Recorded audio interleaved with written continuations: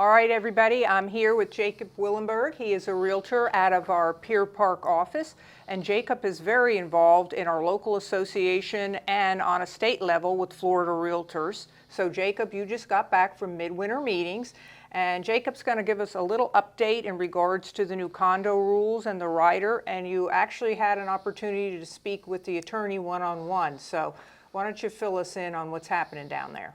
Yeah, Jennifer, so I got to sit in on the legal forum, and one of the hot topics was the condo rider that recently updated January 1st, 2025. So there's now 3 sections inside the condo rider that the sellers will now need to be required to fill out. So the first one is going to be the Serge Report, which is the Structural Integrity Reserve Study. Okay. So you're going to have 3 options to choose from. Option 1 is going to be that the Serge is required to be done and the condo association has already completed it. Okay. So if that is the case, you'll mark that box, and now the Serge Report will just be like the other condo required documents, such as the financials, the FAQs, the rules and regulations.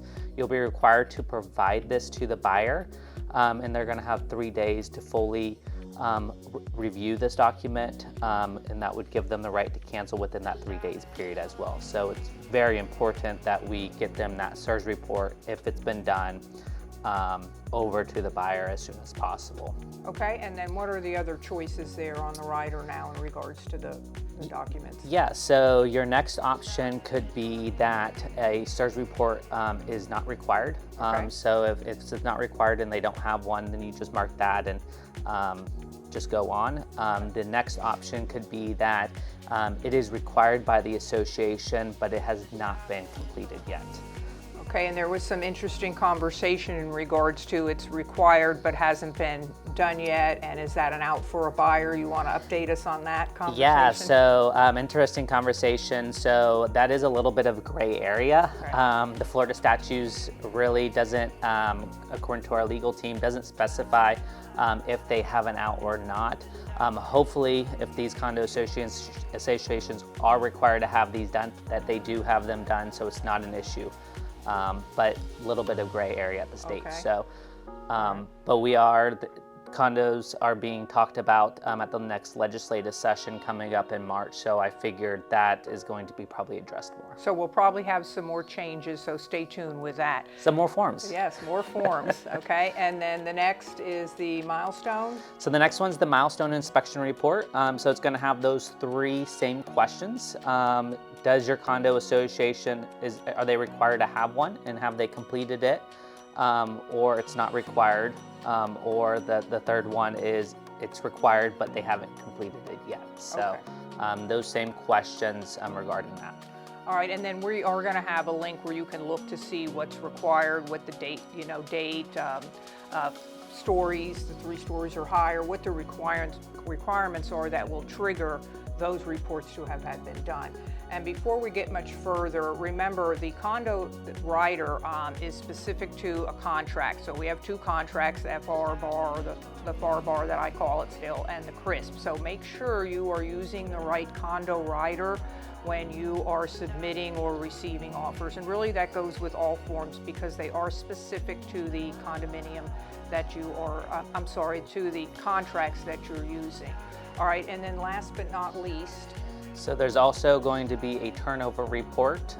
So this is stating that if the association has been turned over from the developer to the association after July 1st of 2023, this report would be required. So a lot of our areas, this has been already turned over prior to 2023. So this doesn't apply to us, and you would mark the box that's not required. But looking in the future, or if there is a condo that is built, you're going to be looking at this form that's going to be required to provide to a buyer as well. Okay, and remember, all the forms that are required in the condominium rider are the responsibility of the seller. So if you're the listing agent, you'll need to make sure that you're asking your seller to get those. It's their job basically to provide those documents to a buyer.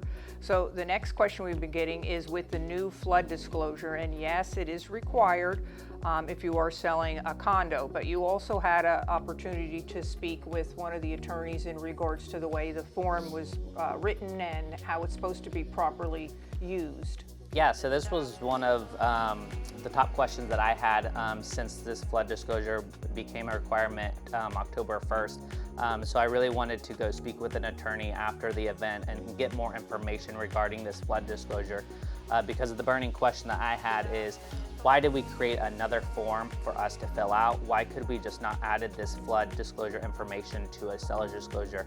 And the attorney that I spoke with gave a great answer that the seller's disclosure is not a required form to be filled out by a seller. Yes, a seller is required to disclose facts, but they are not required to fill out this form.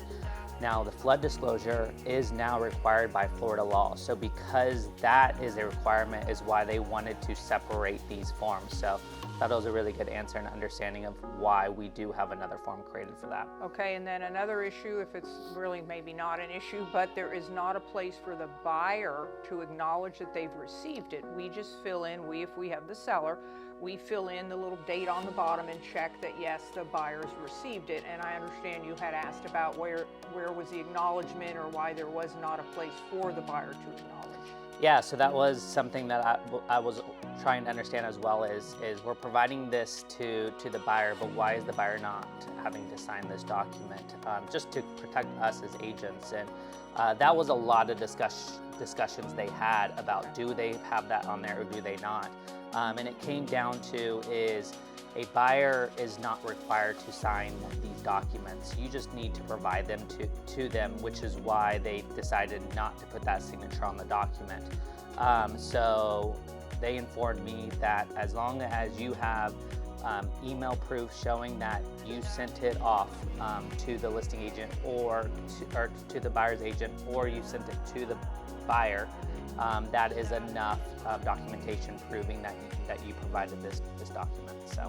Okay, so if you check the box that yes, it's been provided to the buyer, please keep in mind that if you're audited or we're called to some type of scrutiny, you're going to need to show where you actually sent it. So be mindful of that. You know, I'm always saying if you don't have something, at least load the email so we have a record of it.